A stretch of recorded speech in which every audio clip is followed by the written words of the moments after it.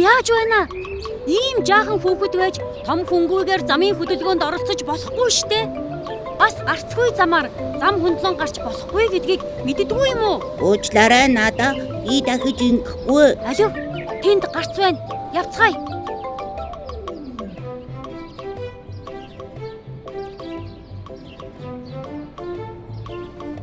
Ээжээ, яагаад явган хүний гарц ийм цагаан зураастай байдгийм болоо?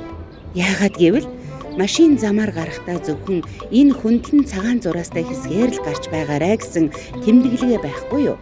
Бас гарцаар гарахдаа заавал ногоон гэрэл ассан үед гараарай гэд ийм гэрлэн дохой байдгийм шүү дээ. Гэхдээ ногоон гэрэл ассан ч гэсэн машин ирж байна уу үгүй юу гэдгийг баруун зүүн тийш сайн харж байгаад гарах хэрэгтэй шүү. За юу? За ойлголоо ээжээ. Би ч бас сайн ойлголоо.